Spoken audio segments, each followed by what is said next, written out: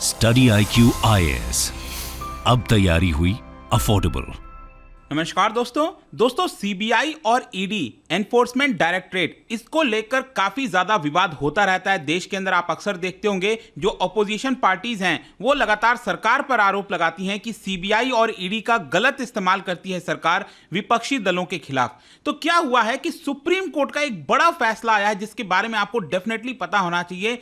बताया जा रहा है कि ईडी जो इस समय डायरेक्टर हैं, ये आप देख रहे हो, ये है संजय कुमार सिंह। बेसिकली क्या है कि इनका जो कार्यकाल था वो सिर्फ 2 साल का था, 2 इयर्स का टेन्योर था, लेकिन सरकार ने पहले 1 साल और एक्सटेंड किया, फिर 1 और साल एक्सटेंड किया और फिर 1 और 1 साल एक्सटेंड कर दिया। मतलब कि पहले जो कार्यकाल उनका 2 साल का था टेन्योर, उसको बढ़ाकर 5 साल कर दिया। तो ये जो आखिरी के 2 साल एक्सटेंड किए गए हैं, ये सुप्रीम कोर्ट ने कहा है कि इल्लीगल है और साफ साफ कह दिया है संजय कुमार सिंह को कि आप इसी महीने क्विट कर दीजिए, डायरेक्टर के पद से हट जाइए। आप देख सकते हो, extension granted to ED director illegal, Supreme Court. तो इसके बारे में आपको डिटेल से बताऊंगा कि एग्जैक्टली हुआ क्या, यहां पर कैसे पावर आ गई सेंट्रल गवर्नमेंट के पास, जिसकी वजह से उन्होंने 3 बार लगातार यहां पर उनको एक्सटेंड कर दिया। यहां पर अमेंडमेंट क्या किया गया था 2021 में, काफी कुछ जानने को है। चलिए आगे बढ़ते हैं, लेकिन उससे पहले ध्यान रखिएगा, आप में से जितने भी लोग यूपीएससी 2024 की प्रिपरेशन कर रहे हैं, दोस्तों आज आखिरी डेट है। अगर आप प्रीलिम्स और इंटरव्यू का बैच लेना चाहते हैं, यहां पर 3 लाइव बैच,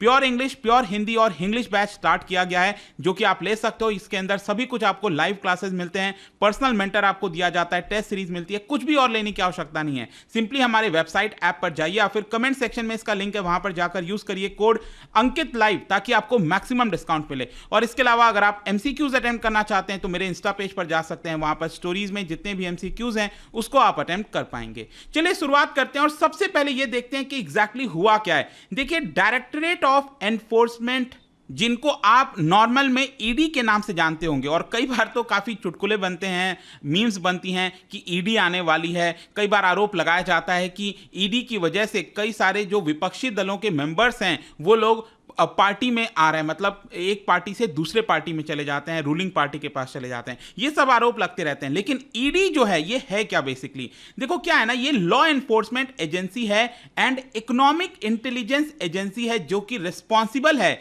देश के अंदर अगर किसी भी प्रकार का इकोनॉमिक क्राइम हो रहा है। ध्यान रखिएगा, ईडी का मेन काम है कि देश के अंदर अगर किसी प्रकार का घोटाला हो रहा है, इकोनॉमिक से रिलेटेड कोई क्राइम हो रहा है, तो उसमें उसकी जांच करे। मैं आपको बता दूं कि अभी इस समय अगर आप देखोगे तो ईडी होम मिनिस्ट्री में नहीं आती है। बहुत लोग कंफ्यूज हो जाते हैं कि होम मिनिस्ट्री में नहीं, ये आती है मिनिस्ट्री ऑफ फाइनेंस के अंदर, जो डिपार्टमेंट ऑफ रेवेन्यू है उसके अंडर में आती है। वैसे इसका ओरिजिन अगर आप देखोगे तो 1 मई 1956 में इसको लाया गया था एनफोर्समेंट यूनिट के तौर पर, और उस समय ये होता था डिपार्टमेंट ऑफ इकोनॉमिक अफेयर्स में, लेकिन आज के डेट में ये है डिपार्टमेंट ऑफ रेवेन्यू के अंदर। और इसके पास 2 एक्ट हैं जिसके तहत ये काम करती है। मतलब कि हमारे देश में 1999 में एक एक्ट आया था, FEMA, foreign exchange management act, और PMLA, prevention of money laundering act. इन दोनों के तहत ही यहां पर ईडी को पावर है कि इसमें कई सारी जांच कर सकती है देश के अंदर। अब क्वेश्चन है कि हुआ क्या है। देखो, ईडी के हेड जो होते हैं उनको कहा जाता है डायरेक्टर।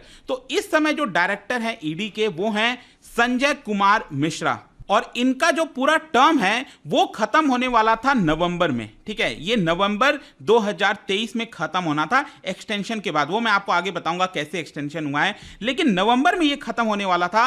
उसके पहले ही यहां पर सुप्रीम कोर्ट ने बोल दिया है कि उनका जो एक्सटेंशन किया गया है बार बार लगातार, वो गलत था, इलीगल था, और इसकी वजह से उनको यहां पर क्विट कर देना चाहिए, डायरेक्टर के पद से हट जाना चाहिए, ऐसा सुप्रीम कोर्ट ने निर्देश दिया है। लेकिन मैं आपको बता दूं, ये जो एक्सटेंशन का मामला है ना, कि आखिरकार सेंट्रल गवर्नमेंट के पास ये जो पावर है 1 साल प्लस 1 साल फिर इस तरह से एक्सटेंड करने का, ये बेसिकली 2021 में एक अमेंडमेंट आया था। तो वो जो अमेंडमेंट है उसको सुप्रीम कोर्ट ने अनकॉन्स्टिट्यूशनल नहीं कहा है, वो अभी भी बरकरार है। लेकिन संजय कुमार मिश्रा का ये जो एक्सटेंशन हुआ उसको सुप्रीम कोर्ट ने इलीगल बताया है। देखो, अब क्वेश्चन ये है कि जो सीबीआई हो गई, ईडी हो गई, सॉरी ये सीबी लिखा है, ये सीबीआई है, ठीक है, ये सीबीआई ईडी का टेन्योर कितना होता है? देखो, सीबीआई और ईडी जो चीफ होते हैं, जो हेड होते हैं, उनका टेन्योर 2 साल का होता है, पूरा टर्म जो है। लेकिन क्या हुआ था, 2021 में सेंट्रल गवर्नमेंट ने एक ऑर्डिनेंस लाया था और एक्ट पास करवाया था, जो कि है सेंट्रल विजिलेंस कमीशन एक्ट और Delhi special police establishment act और फंडामेंटल रूल्स, उसके अंदर बदलाव किए थे। और इस बदलाव के तहत यहां पर पावर आ गई कि इनके जो टर्म है 2 साल के, उसको 3 बार एक्सटेंड किया जा सकता है 1-1 साल के लिए। मान लो 2 साल किसी का टर्म ओवर हो गया, फिर सरकार चाहे तो 1 साल एक्सटेंड कर दे, फिर अगर 1 और साल चाहे एक्सटेंड कर दे, और फिर 1 और साल कर सकती है। मतलब टोटल 5 साल तक के लिए सरकार रख सकती है। ऐसा सेंट्रल गवर्नमेंट ने ये कानून लाकर इसके अंदर बदलाव कर दिया था। और ये क्यों किया था?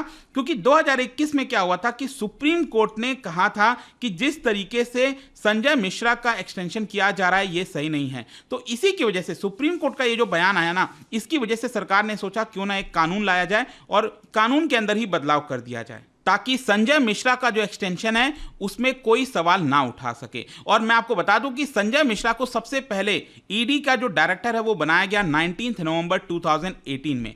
फिर क्या होता है, 2 साल का टर्म होता है, तो ऑब्वियस सी बात है ये टर्म कब खत्म होगा, 2020 में, 18 नवंबर 2020 में ये खत्म होने वाला था। लेकिन 13 नवंबर 2020 को ही सेंट्रल गवर्नमेंट ने 1 साल का एक्सटेंशन दे दिया। तो सवाल ये उठा कि जब कानून में पहले से लिखा हुआ है कि सिर्फ 2 साल का टेन्योर है, तो सरकार यहां पर एक्सटेंड कैसे कर सकती है? इसी को देखते हुए यहां पर एक एनजीओ है कॉमन कॉज, उन्होंने यहां पर पब्लिक इंटरेस्ट लिटिगेशन फाइल कर दिया सुप्रीम कोर्ट के अंदर और यह कहा कि जिस तरीके से एक्सटेंड किया गया है ये टेन्योर, ये नहीं होना चाहिए। और फिर फाइनली इसी को देखते हुए 2021 में केंद्र सरकार एक अमेंडमेंट ले आती है, एक ऑर्डिनेंस ले आती है, जिसके तहत इस कानून में ही बदलाव कर दिया जाता है। खैर, यहां पर एक और चीज मैं आपको बता दूं कि सुप्रीम कोर्ट ने 2021 में एक बयान दिया था, यह कहा था कि अगर आप एक्सटेंड कर रहे हो टेन्योर सीबीआई के डायरेक्टर का या फिर ईडी के डायरेक्टर का, तो आपको बहुत ही रेयर केस में करना चाहिए, रेयर एंड एक्सेप्शनल केस में करना चाहिए। ऐसा नहीं है कि जैसे मन चाहा कि हाँ इनका 2 साल कंप्लीट हो गया तो फिर से एक्सटेंशन दे दो,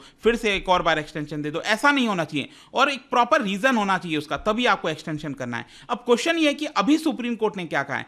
सुप्रीम कोर्ट ने यह कहा है कि संजय मिश्रा का जो एक्सटेंशन किया गया था 2021 में और फिर 2022 में, यह इल्लीगल है। और इसीलिए सुप्रीम कोर्ट ने कहा कि इस महीने के आखिरी तारीख को, मतलब जुलाई का जो महीना चल रहा है, तो 31 जुलाई तक आप अपने पद से इस्तीफा दे दीजिए। यह सुप्रीम कोर्ट का बयान दिया है। और सुप्रीम कोर्ट ने कहा कि हम आपको अभी थोड़ा सा टाइम इसलिए दे रहे हैं, अगले 20 दिन का, ताकि आपके पास समय हो और सरकार के पास समय हो कि दूसरे किसी को ईडी का डायरेक्टर अपॉइंट कर सकें। यह ट्रांजिशन के लिए सरकार ने, सुप्रीम कोर्ट ने कहा है कि हमने थोड़ा सा टाइम दे दिया है 20 दिन का। अदरवाइज सुप्रीम कोर्ट चाहती तो अभी तुरंत इमीडिएट बेसिस पर उनको क्विट करने के लिए कह सकती थी। लेकिन मैं आपको एक और चीज बता दूं, कई लोग अभी यहां पर यह भी सोच रहे होंगे कि सुप्रीम कोर्ट ने सिर्फ सेंट्रल गवर्नमेंट को ब्लेम किया। ऐसा नहीं है।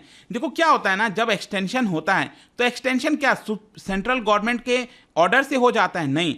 यहां पर जस्टिस गवई, उन्होंने खुद इस चीज को बोला, उन्होंने खुद अपने जजमेंट में यह बोला है कि सिर्फ गवर्नमेंट के कहने पर यह एक्सटेंशन नहीं हुआ था। बेसिकली एक्सटेंशन होता है bye recommendation of high level committee. जैसे कि अगर हम बात करें ईडी के केस में, ईडी के जो डायरेक्टर हैं उनका अगर एक्सटेंशन होना है तो 5 मेंबर का जो पैनल है which is composed of CVC and vigilance commissioner, central vigilance commissioner और बाकी के विजिलेंस कमिश्नर, उन 5 के द्वारा मिलकर यह तय किया जाता है, उनके द्वारा रिकमेंड किया जाता है कि सेंट्रल गवर्नमेंट को यहां पर उनका एक्सटेंशन करना चाहिए कि नहीं। उसी प्रकार से सीबीआई डायरेक्टर के केस में जो हाई लेवल कमेटी होती है, पीएम की, प्राइम मिनिस्टर की, ऑपोजिशन ऑफ लीडर की और सीजेआई की, चीफ जस्टिस ऑफ इंडिया की, ये लोग डिसाइड करते हैं कि क्या सीबीआई डायरेक्टर का पद एक्सटेंड करना चाहिए कि नहीं। और उन सारी चीजों के बेसिस पर यह एक्सटेंशन मिलता है। तो यह भी आप ध्यान रखिएगा कि सुप्रीम कोर्ट ने ऐसा नहीं बोला है कि सिर्फ केंद्र सरकार की वजह से ऐसा हुआ है। और इसके अलावा आप ये भी याद रखिएगा कि ये जो कमिटीज होती हैं ना, उनको प्रॉपर रीजन देना होता है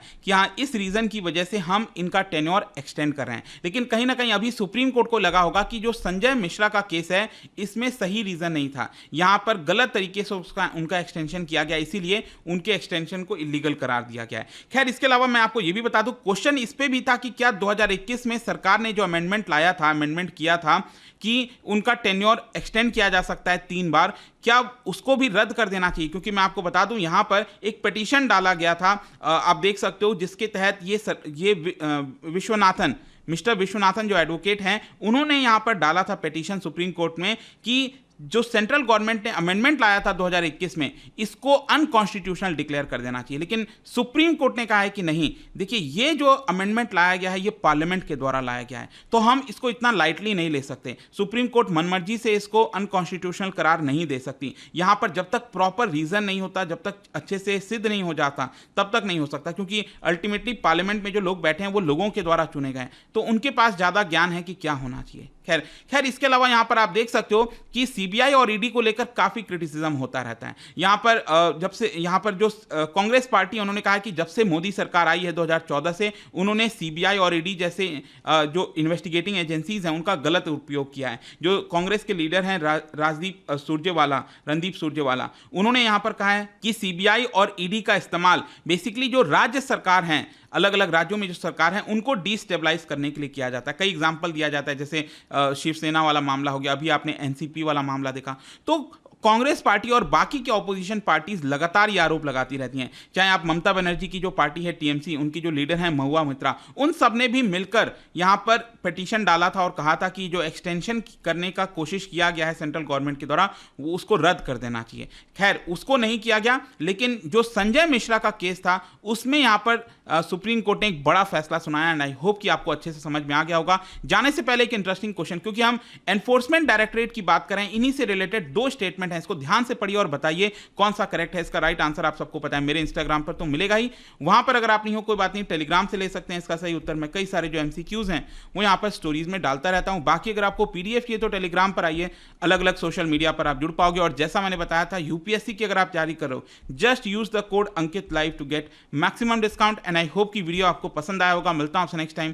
till then, thank you very much, see you soon. Study IQ IAS, अब तैयारी हुई अफोर्डेबल।